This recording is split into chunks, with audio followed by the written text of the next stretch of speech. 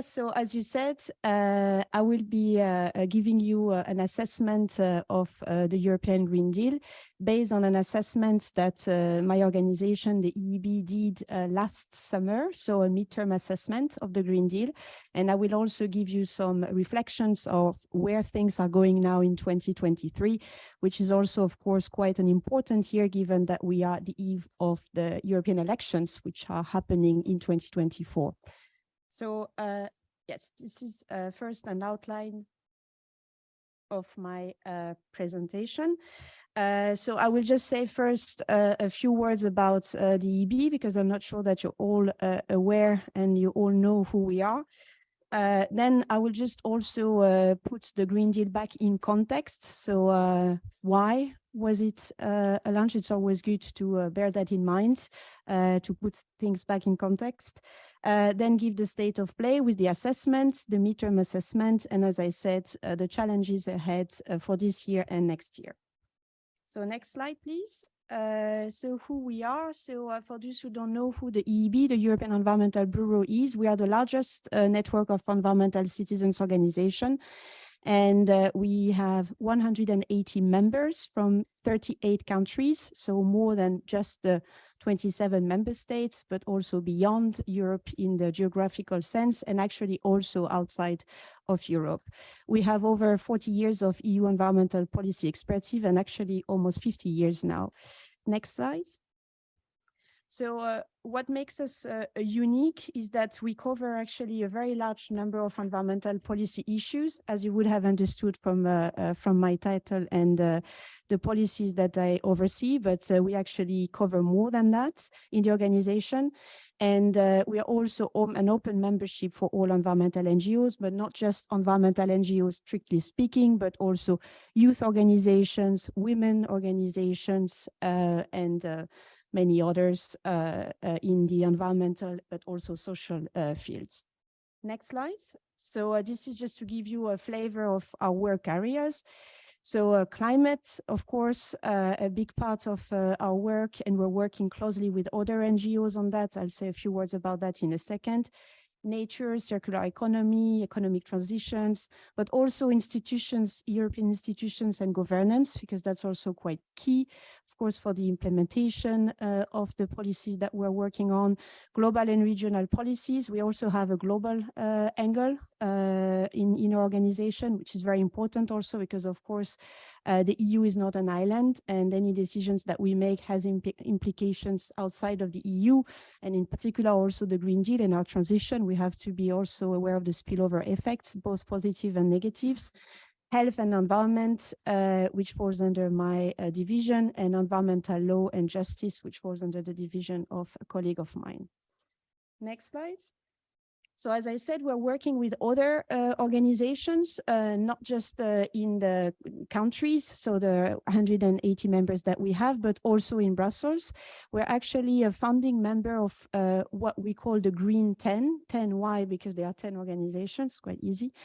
The largest environmental organizations, and I'm sure that you recognize many of the logos on the screen here. So we are organizing ourselves through rotating presidencies. So for now, it's TNE actually chairing the Green 10. So every 6 months, like the council, we rotate.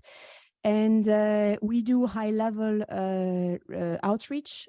For instance, we organize events before the Council of Environment, which is actually, there is a meeting happening today, as you know.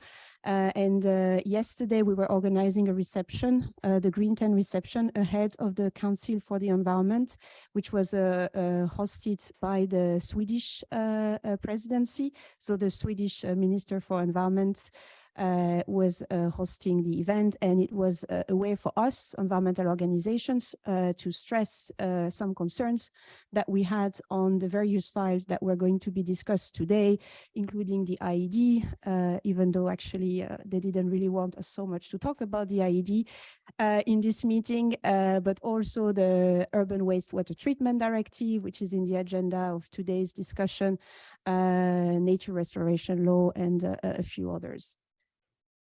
So now to the core of my presentation. the European Green Deal in context. So as I said, it's always good to put things back in context. So Ursula von der Leyen, the president of the Commission, was elected back in 2019, so right after the European elections on the 16th of July. And her top priority was the Green Deal. To quote her, she said, "Our goal is to reconcile the economy with our planet, to reconcile the way we produce, the way we consume with our planet, and to make it work for our people. This is Europe's man on the moon moment." So quite a commitment, quite a statement, and quite an ambition. And I'm going to try to assess also in the next slides whether it is Europe's man on the moon moment or whether it will actually be. So the overarching ambition, as you all know, of the Green Deal is to make the European Union climate neutral by 2050. And it is quite a historical move for several reasons. And here I'm capturing three in particular. It's actually a move away from the origin, I would say, of the European Union. Let's remember that it was created around the coal and steel community. And the idea of the Green Deal is to move past the fossil fuels. It's also the first effort to create a systemic green policy. For now, unfortunately, it was very much a silo approach. And well, I mean, I will also say a few words about whether it is systemic or not, the Green Deal, but at least this was the ambition, to make it more systemic, more holistic, more coherent. And it's also, and I think that this is very important, a break from the better regulation years of the previous Commission. Actually, when the president of the time, Juncker, took over the role, his priority was to better regulate. And in his target, actually, the environmental regulation was seen as a problem. To cut a long story short. And there was a big, of course, movement from the NGOs at the time, because there was a big threat of a revision of the Birds and Habitats Directive and a reopening of such an important piece of legislation. So the NGO launched a Nature Alert campaign. They managed to save it. And then luckily, the better regulation agenda, which was against environmental regulation, turned into better implementation. And we looked at the problem with the implementation with the Birds and Habitats Directive, etc., which was better. But at the beginning, it was certainly not to come up with more environmental legislation or good revision of environmental legislation as the Green Deal is. So it is certainly the most ambitious narrative to date, the European Green Deal. Next slide. So why at that moment? Again, putting things back into context, actually a year before the elections, we had this IPCC special report on global warming. At the time, before that report, we didn't know what would be the difference between a global warming of 2 degrees and a global warming of 1.5. And actually, this report said that the difference was quite telling, and that in order to stay within the 1.5 global warming, we had to aim at net zero by 2050. So it did push, of course, for a wave of net zero commitments in many countries, including the EU. This, of course, triggered rise of Fridays for Future. So in 2019, we saw lots of youth in the streets asking for more to be done against climate change. And that did also contribute then to the green wave in the European Parliament, where we saw that progressive parties like the Greens actually won quite a number of seats in that elections. And also something that is more internal politics, but actually, I don't know how familiar you are with this pitch and candidate process, but basically it's a way for the Parliament to have a say in the nomination of the president of the Commission. And actually, Ursula von der Leyen was not the candidate from the parliament, from the EPP. It was Manfred Weber. And she was the favorite of the council, in particular France. And she had to gain some sort of majority, of course, in the parliament and some legitimacy. And the Green Deal was also part of that. So she had to be strong on climate to get elected. And this is what she did, at least at the beginning. So at first, what was the European Green Deal? Well, at first it was a communication from the European Commission. Actually, it's a political agenda, first and foremost. And then it was followed, of course, by a series of new initiatives, action plans, strategies, revision of existing pieces of legislation, refit, and new legislative proposals as well. And I will give you a few figures on that. It's quite impressive, actually. So that's what I was saying about this systemic approach. It does cover a wide variety of domains, and it aims to cover all aspects of sustainability. It is a monumental undertaking because it is that, it has that systemic and holistic approach, which we didn't really have in the past in order to lead the continent to climate neutrality by 2050. So here, this is a slide that I took from the Commission, which is actually summarizing the different elements and the plans under the European Green Deal. Next slide. So I know you can't read anything here. That's not the purpose, but it's just, in the state of play of where we are, where we were actually last year, because this is from last year. This just shows, and it's not even exhaustive, all the different initiatives, revisions, etc., that were launched since after the communication around the Green Deal back in 2019. So in less than 3 years, actually 2 years, this is the amount of initiatives that were put forward. So as I said, quite a lot.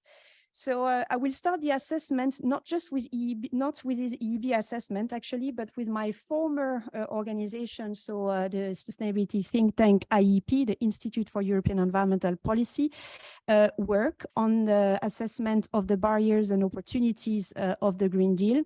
So this is a barometer that they publish on an annual basis. They are actually working on their 3rd edition now of the barometer, and which is gathering, so it's very qualitative, of course, it is gathering the views from the different experts on the progress around the Green Deal and what they see as being the barriers and the opportunities.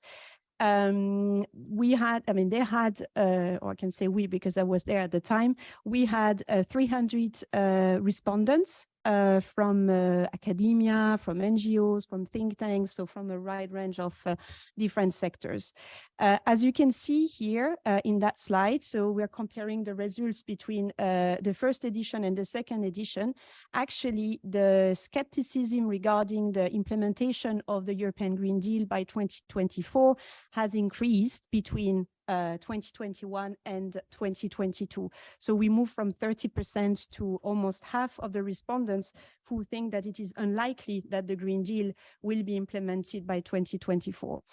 So what was behind that skepticism? So, well, unsurprisingly, I would say, the war in Ukraine, actually, the Russian war in Ukraine was seen by a large majority as having a negative impact on the Green Deal implementation in the short term. And I will unfortunately confirm that with what's happening now this year on the process on the Green Deal.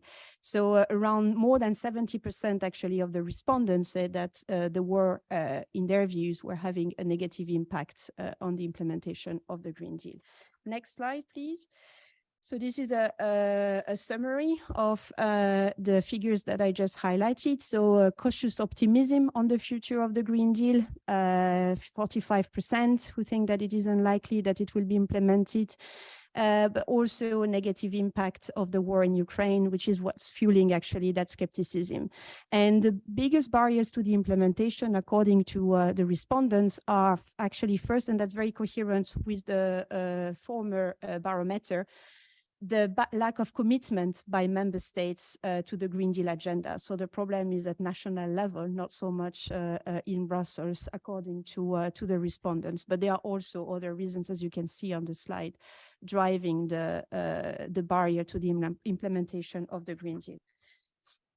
So here is a slide which is actually combining different responses here and trying to understand from that what should be the areas of focus for the Commission between now and the end of this legislative mandate. So according to the respondents, a healthy food system for people and planet is a high priority because very little has been done. And so the Commission needs to, the European Union needs to increase efforts on that, especially on the sustainable use of plant products proposal, so the sustainable use of pesticides regulation. I will say a few words about where this is going now, the revision, because there is an ongoing revision, but also on the Sustainable Food System Framework Law, which was a commitment from the Commission, which is in the pipeline for this year. But also just something to mention here, the respondents were answering in spring last year, and there were delays actually in the publication of the revision of the sustainable use of pesticides regulation. So this is also what, and the nature restoration law. So this is most likely what has triggered also the answers then, but since then they have been put forward. So they are now going through revision, just a caution, note of caution here. And last priority area, the path to climate neutrality, still the Fit for 55 package, which is now almost finalized. I mean, there are many files underneath it, but several have actually gone through the co-decision and have got a political agreement, but not all of them. And Repower EU, which was also an answer to the war in Ukraine and its consequences. And I will say a few words about that. So now the EEB's Green Deal midterm assessment, which we also did last year, so summer last year. So of course, this is from then. So there are things that, needs to be updated. And as I said, I'll say a few words about this here. So just when you listen to me, just, think that this is an assessment from last year. So we have a series of what we call the good proposals, the good initiatives under the Green Deal, the missed opportunities, and the bad. It's not the good, the bad, and the ugly. Even though you will see that for the bad, some of them I could really call them ugly, but I'll say a few words about that. So the good. Well, the good news is that there are quite a few on the slide, so that's quite positive. I'm sorry, it's quite small and it's late in the day, so I hope, you can read them. So to start with the climate neutral Europe commitment, of course, which is at the heart of the Green Deal project, and which is enshrined in the climate law with the emissions reductions targets in comparison with 90s level. And of course, the engine of all of that, the comprehensive Fit for 55 climate and energy package, which recently, as a response to the Russian war in Ukraine, has been helped by the Repower EU package proposal, which is also boosting the deployment of renewables. I put it in the good, but you will see it also in the yellow slides, in the mixed, because it is also an issue with nature restoration and biodiversity, and I'll tell you why. The proposed cars legislations for CO2, which commits to an end of sales of the internal combustion engine by 2035, but this was before the U-turn of Germany in the Council.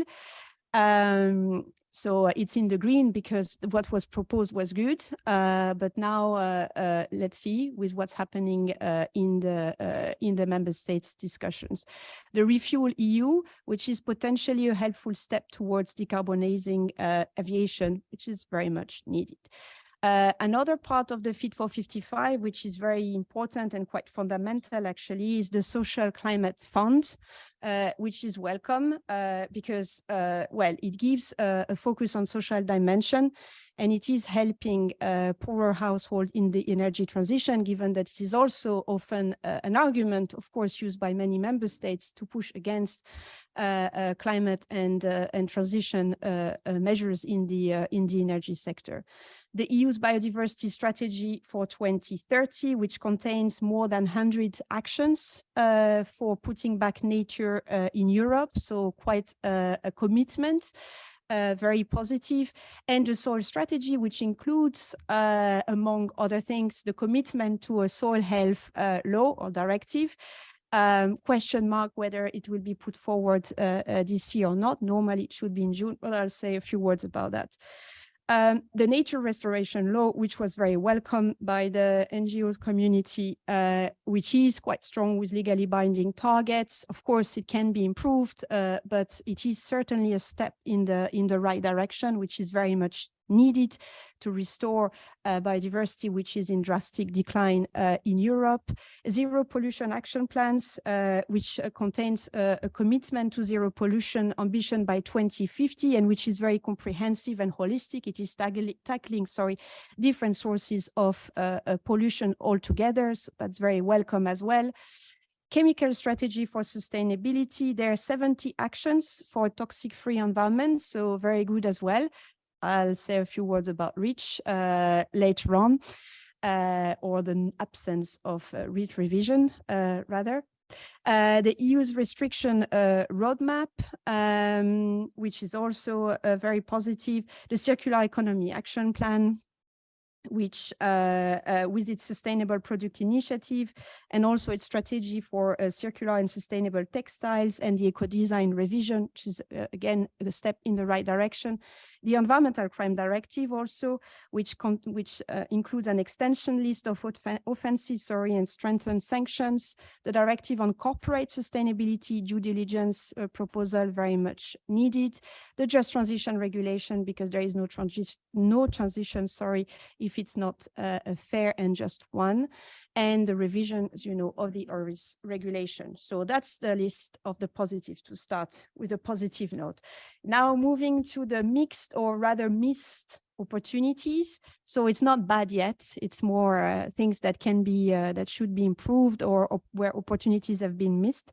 So first, the farm to fork strategy is very good in its approach, because it is really looking at the whole chain. So not just the production side of the food, but from the production to the consumption in our plates.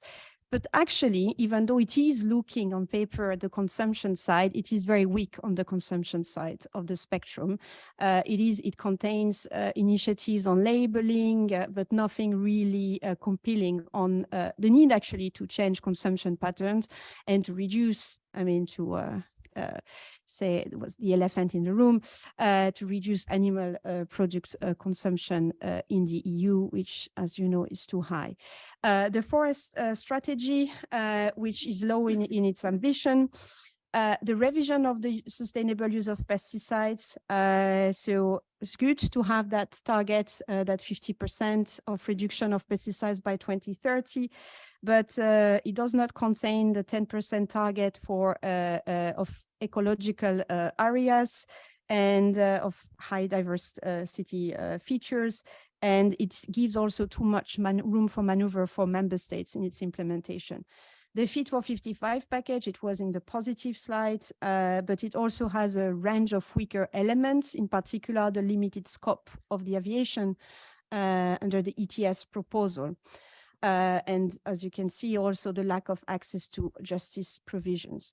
The adaptation strategy, which failed to set targets and proper governance mechanism to ensure that the EU becomes climate resilient by 2050. Energy performance of buildings directive, which is too focused in energy in use stage, and which is neglecting the potential emissions emission savings, linked to sufficiency and circularity. the zero pollution action plan. So it was in the good, but here it's in the missed opportunities because it doesn't contain things on environment and outdoor noise directive. So no revision there and no light. The methane strategy, which missed agriculture, which is one of the highest source of methane emissions as a sector. And so it's quite problematic that it doesn't include that, especially if we want to meet that pledge that was agreed at the COP on the reduction of 30% of methane emissions by 2030. If we're not looking at the agricultural sector, the livestock sector, we're not going to get there. Next slide. The EU Mercury regulation review, which is to narrow its scope. It should also set emissions limit values. The waste shipment regulation proposal, which is a missed opportunity to phase out plastic waste exports. The industrial emissions directive proposal, which is not yet fit for climate protection. Performance indicators for making the instrument forward-looking are missing. Also the industrial emissions portal regulation, which does not make the best of the available information. Then the recovery and resilience funds, which were actually maybe the positive outcome, I would say, if I may, of the COVID outbreak, missed the opportunity to change practices in agriculture, which, I mean, change of practices that are very much needed. Forestry also needed, and fishing sectors that are the big driver of biodiversity loss. And also, unfortunately, the tool of implementation, so the national recovery and resilience plans, which are showing actually inconsistent application on the do not significant harm principle, and where, with some exceptions, are missed opportunity for policy reform or needed investments in nature, and which are also not coherent on the need to sustainable agriculture. And sustainable finance taxonomy. And I'll say also a few words in the bad actually on sustainable finance. The corporate sustainability due diligence directive, which is weak when it comes to assessing adverse environmental and climate impacts. Gender mainstreaming, there is a commitment in the Green Deal, which is very good, but it fails to walk the talk. And actually the Green Deal is still pretty much gender blind. Green growth strategy and well-being economy. There is still a lack of sufficient political commitment from the top for beyond growth. There are talks around that, but it's just talks for the time being. There will be a conference that are actually organized by many political parties, etc., in May this year. So that's good because it's the first time this is going to be discussed more in depth and understand what that would mean, etc. But this is as far as it has gone for now. And yeah, the Green Deal is still very much a growth-driven agenda in nature. So now the bad. For some, actually, the ugly, and it comes first, the common agricultural policy. I'm laughing here because, you know, as you would have understood from my biography, I've been working on that policy for quite some time. I don't know if it's for the good or not, but it is pretty much incoherent with the Green Deal and the Green Deal objective as a whole. Actually, the reform took place, was initiated before the Green Deal was put forward. And when there was a push to make sure that because the member state had to adopt CAP national plans for the implementation of the new policy, the CAP strategic plans, the ones who ask for coherence between the Green Deal objectives and in particular the farm to fork strategy, because that's what matters in the case of common agricultural policy, there were strong pushback from the member states, and actually France among the first. I'm saying that because I'm 1/4 German, but as you would have heard from my accent, the rest is French. They were pushing really badly against, and there is no coherence between the farm to fork strategy objectives, the Green Deal as a whole, and the common agricultural policy. Yes, the Commission said that when they were checking the CAP strategic plans, they were looking for coherence, but it was not legally binding. There was nothing, so the member states just disregarded it. And there were many assessments that were done of the CAP strategic plans to date, which were approved by the Commission. And that shows that, yeah, it is pretty much still maintaining business as usual practices. The eco scheme that could have been a tool that member states could have used in the first pillar for the transition has not been used for that. In some cases, actually in France, it was even going against the deployment of organic farming because of some dodgy labeling schemes, etc. So yes, not only it's a missed opportunity, but it's actually pretty bad, and it is going against the objectives of the Green Deal. So it's very incoherent, and yet it is more than 30% of the EU budget. So it has quite a strong influence over the practices on farms in the EU. The other bad, which can be also seen as ugly, well, I guess especially also for here in Germany, the inclusion of gas and nuclear in the taxonomy delegated acts, which was really a blow in the science-based policy making practice, or non-practice in that case. There was a platform, the Sustainable Finance Taxonomy platform, which was there with experts meant to actually inform the Commission and help with the decisions around the delegated acts. Their conclusions were, of course, against gas and nuclear as a green investment, saying that it's not a green investment for many reasons. Yet this was disregarded. And actually, as a result, many of the experts and organizations sitting in the platform decided to leave the platform, and that's NGOs first, because they felt like their time was wasted in there and their views were not listened. So, yeah. And biomass also in the Climate Delegated Act. On better regulation, the bad regulatory practice, which is also from Juncker's time, I would say, bad heritage, where laws should be actually decided on the merits. So this is, I mean, they should. So this is a wrong approach, this one in, one out approach. The four solutions for, that's what I was saying about the Repower EU package. This way to somehow disregard environment or nature law and some areas of nature protection, which is quite problematic, while actually they are nature positive energy. That's actually, we have solutions. We have worked on that with climate NGOs and we've come with solutions, but for sure we should not give fast permits in areas of high biodiversity and of biodiversity protection, because that goes against protection of biodiversity for the sake of climate and renewable energy, but at the end, it is bad for everything. The raw material strategy, which is actually contains short-term economic gains, and there is no consideration of the demand side solution. And last, the insufficient institutional capacity and institutional mandates and coherence, and also what I was saying about the silo approach, which was a problem in the past, and the Green Deal was meant to be systemic, holistic, etc.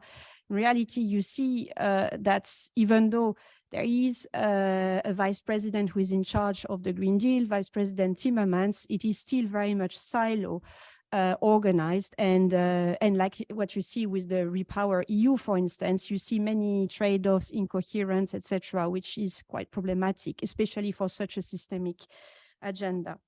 And last point that I didn't write here, but which I will say also at the end, it is also very weak. If you think about it, if you put everything together on the consumption side, even though this was part of the statement of Ursula von der Leyen that I had in one of my first slides, we should change the way we consume.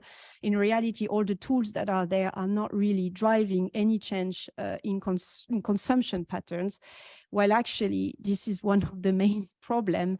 And just to state the fact, if we want to stay within planetary boundaries by 2050, we would need on average at the EU level as EU citizens to reduce by 80% our material footprint. So on everything, textile, energy, food, etc. So if there is no compelling measures and useful measures and policy will for actually changing that, we are going to miss the point, unfortunately.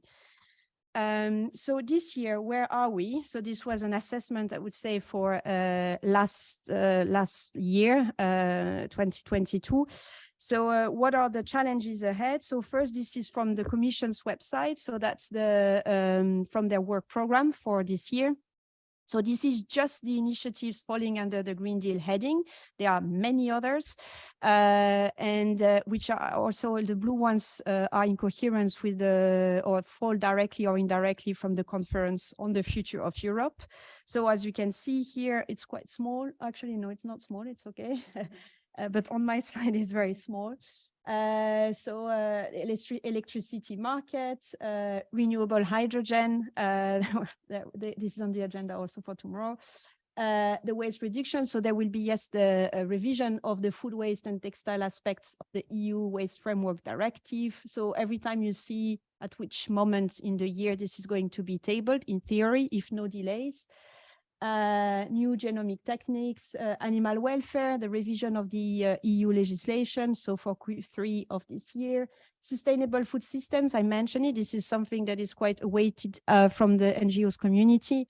So it's a legislative framework that is meant to bring coherence around food production and consumption by Q3 2023. But a big question mark whether it will be actually proposed, and there is a lot of pushback from the DG Agri on that and on many aspects of it and of the farm to fork strategy in general. Healthy soil initiatives on that's the soil health law actually, whether or not it will be put forward, question mark as well, because there is internally also concerns that there are already many different pieces that are directly or indirectly targeting soils, and it might not necessarily help to have that, even though actually I think that's very much needed to have that comprehensive directive. And this has been needed for quite some time because it has already been put forward and the council rejected it at the time several years ago. Sustainable transport, etc. So these are, as I said, the initiatives that fall under the Green Deal. Green Deal, next slide. So you have many others that are not strictly speaking related to the Green Deal heading. And these are the numbers. You can see quite impressive for this year. So 43 new policy initiatives in total, and 116 pending priority proposals, including the nature restoration law and the sustainable use of pesticides regulation, which I mentioned before. So where we are from, I mean, this is our assessment also, or I would say our concerns for what's happening this year. So we see a risk of a weakening of several files that are going through co-decision now, with in the parliament in particular, in the conservative group, a strong anti-regulation agenda and anti-Green Deal agenda. We can see that the elections are coming, the European elections, and they are in electoral mode already, so they are pushing strongly against quite a number of files. To start with, well, the sustainable use of pesticides regulation. This is a title that I took from another organization, CEO, a loud lobby for Silent Spring. Silent Spring, you might remember that book from Rachel Carson. So there is an instrumentalization of the war in Ukraine, because one of the arguments to push back against the reduction of pesticides use is to say there is a war, there is an inflation of the prices of food, let's just is higher, let's just stop, let's not ask more environmental demands or standards on the shoulders of farmers. Yet actually moving to a sustainable farming system is part of the solution, because today we're wasting way too much, so we should reduce the waste of the foods that we produce every year. But we're also over consuming animal products, as I was saying, and actually 70% of the cereals are fed to the animals. So if we are reducing the consumption of animal products, we're also less dependent on these imports, which is also at the heart of the discussion today. today in the frame of the war in Ukraine. So the solutions are certainly not in business as usual, and continuing farming as we have been doing in the past, and which we know is detrimental to the environment, to climate and to our health, but actually to use that momentum also to shift and help farmers to transit to sustainable practices.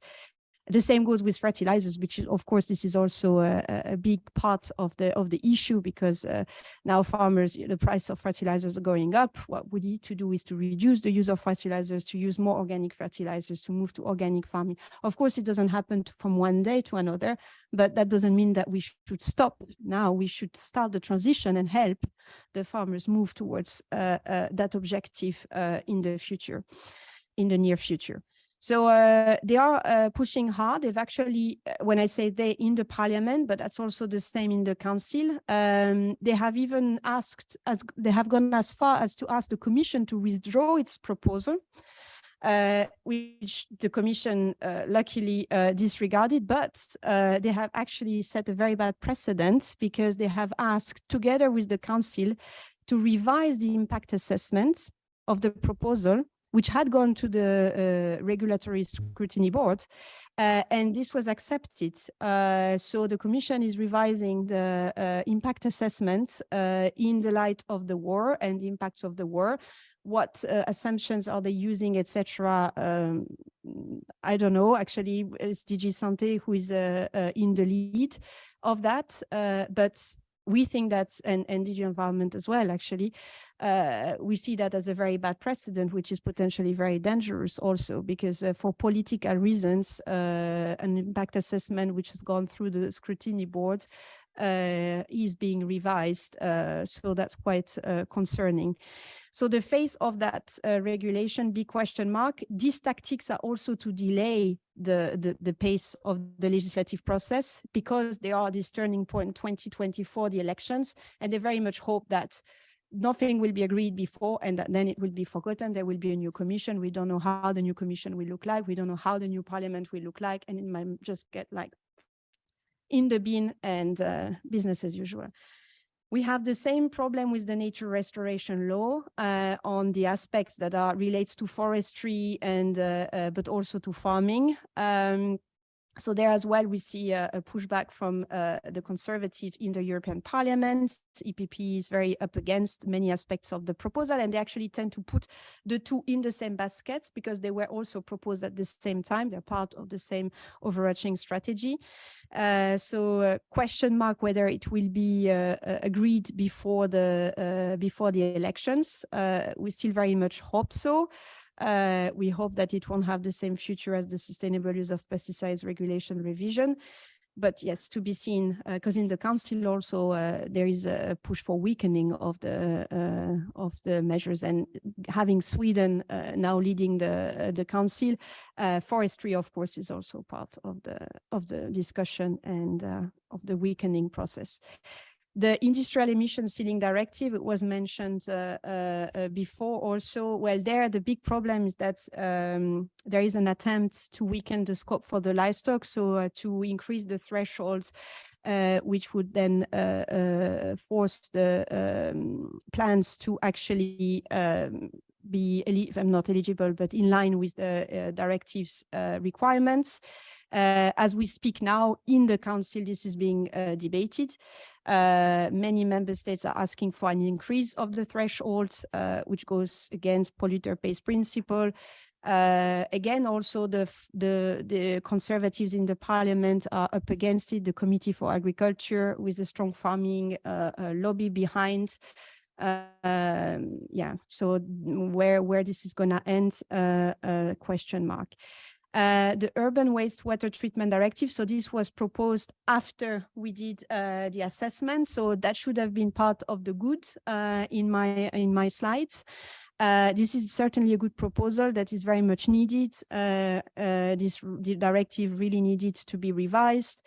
But so it's being discussed also today in the council, and it's also discussed in the parliament. In the parliament, we're a bit concerned that there are voices against the extended producer's responsibility, which would be a mechanism for producers to actually take their share in the cleaning of the wastewater, which would be very much in line with the producer pays principle, and which will apply in particular to the pharmaceutical and the cosmetic industry, which are responsible for 92% of the micropollutants in water. So that would make sense.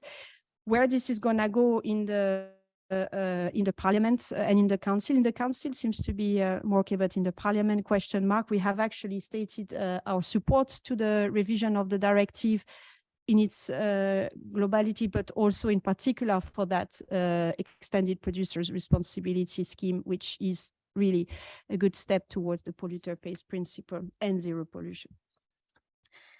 We're also faced with delays. So I was mentioning the chemical strategy, the sustainability chemical strategy, which was a good thing. But actually what we're faced with now is a postponement of the REACH revision, which is very much needed because it's not fit anymore for the purpose. We've seen a postponement by 1 year, and normally, well, we are asking for it to be published before the summer because according to analysis, and actually we have published a report today on that, if it is not, there is very high risk that there is no agreement even in first reading before the elections. And we don't know what's going to happen after. So we are really pressing the Commission for publishing its proposal. We've been told that it's political. The reason is political now. So that's quite concerning because the impact assessment has been approved. So normally, yeah, I mean, there is no reason to delay the proposal, the publication of the proposal. So we hope that it will be before the summer and not later. And there is also another report that has been published by Corporate Europe Observatory, I think today also, pointing out the BASF influence over the delay. So it's also out in the press.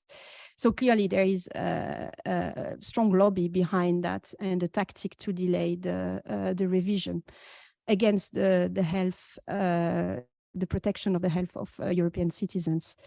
Delays also in the integrated nutrient management plan. This was also a very good idea from the Commission to also look at alternatives to nitrogen-based fertilizers, but this has been also delayed as also a response of the war in Ukraine.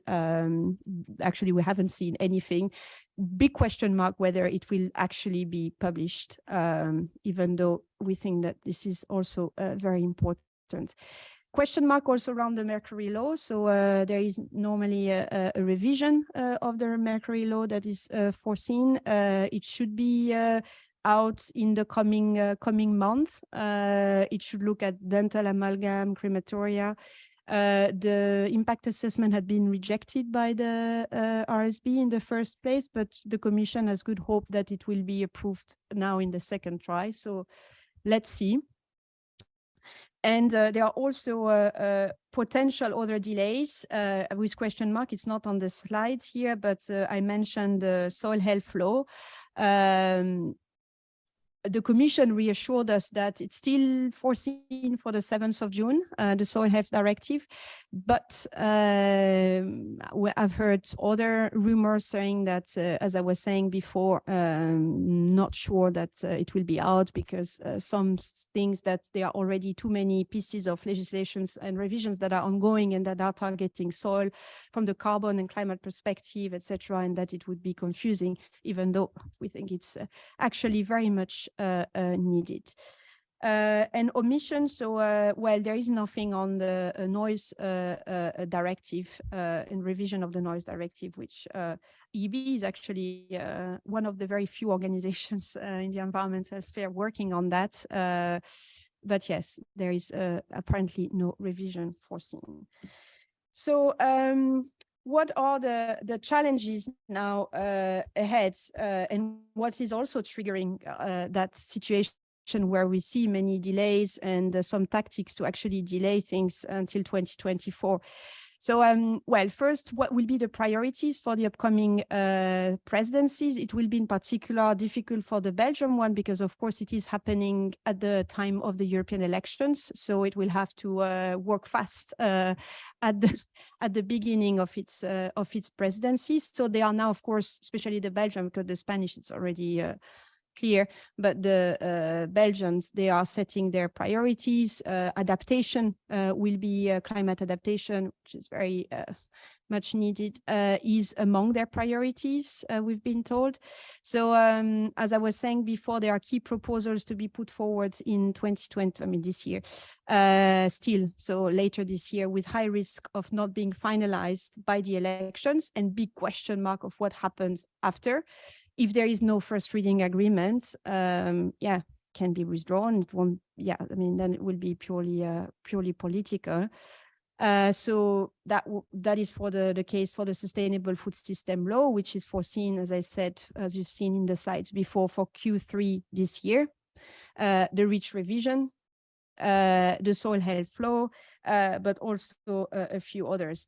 There are also national elections that we should be aware of in the pipeline until 2024. So Finland, Greece, but in particular Poland, which we have to see how it turns, and Spain also, which is happening at the time of their presidency. Yes, the instrumentalization of the war in Ukraine, which is still there.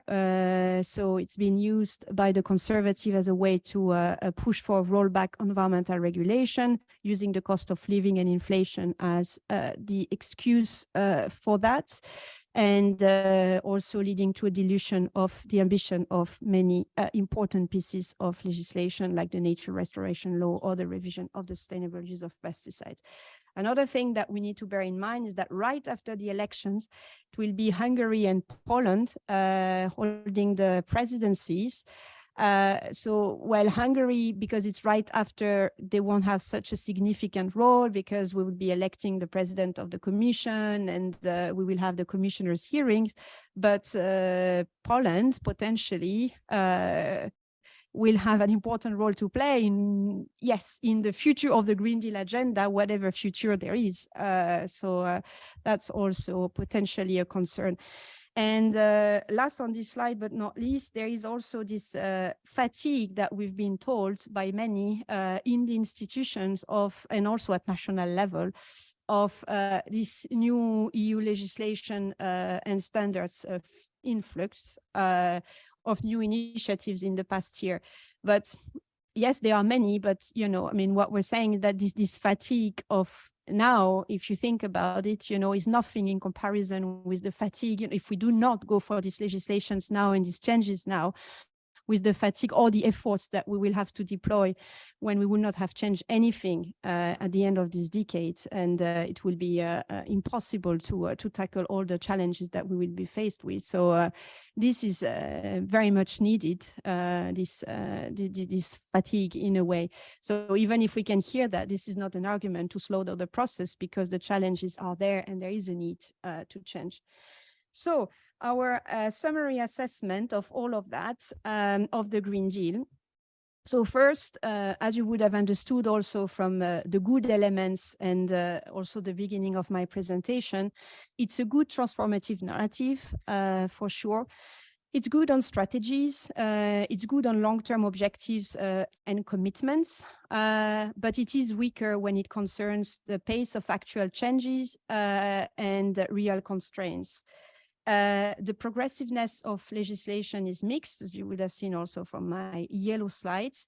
Unfortunately, we see and more now also with the Russian war in Ukraine, it's threatened by vested interests, pushing for delays. This is a special tactics, weakening, conflicting objectives also, the case of the repower and nature restoration, nature protection. And this is just increasing also with the upcoming elections, because some are using that also ahead of the election, and it's an elections tactic for them. Of course, the Green Deal is evolving with co-decision. At the end of the day, the Commission is just proposing. It's the Council and the Parliament deciding. So this year is very instrumental because many files are going through co-decisions, but as much as 2024 and beyond, because it will be about implementation also, which obviously is key. But it is the delivery of the Green Deal is essential for public trust and faith also in the EU institutions, but also for a fair future for the youth. Even though I say it's essential for public trust here, but if you think about it, the public in the member states, nobody really knows about the Green Deal. It's still very much a Brussels bubble project, and maybe that's also one of its weakness, that it is not. There is no buy-in from the citizens around the project because there is very little knowledge and understanding of the project here and what's going on. So big question here, will it be as the president of the Commission announced it when she was elected, the EU's person on the moon moment? Will it have enough force to reach the moon? Well, for us, each file is the fuel in a way, and the ambition is a mix between the file quantity and quality. So it's not just the quantity, of course, it's also the quality of what's been put forward. We need to escape the status quo, the business as usual, political ideology lobbying, which is very strong now, even more strong with the war.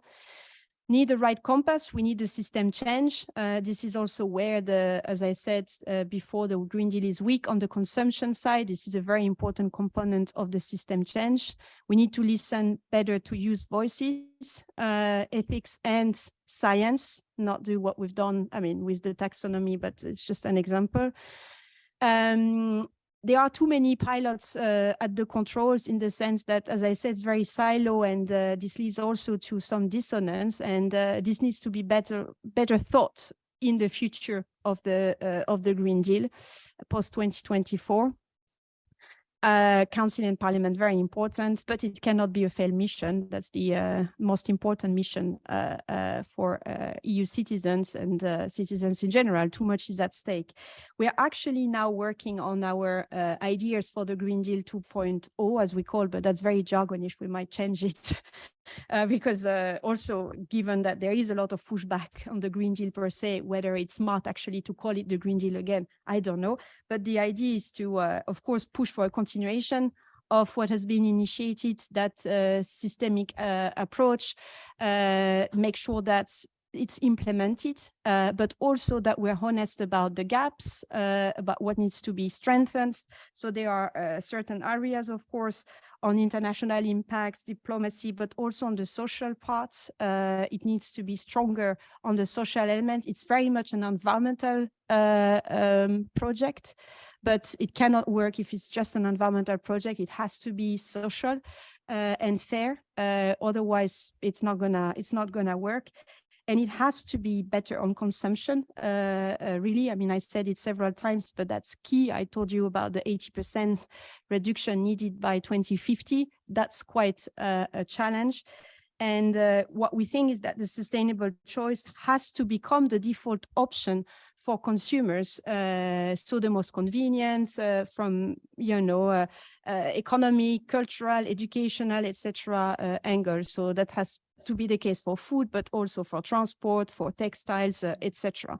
And certainly the Green Deal could help for that.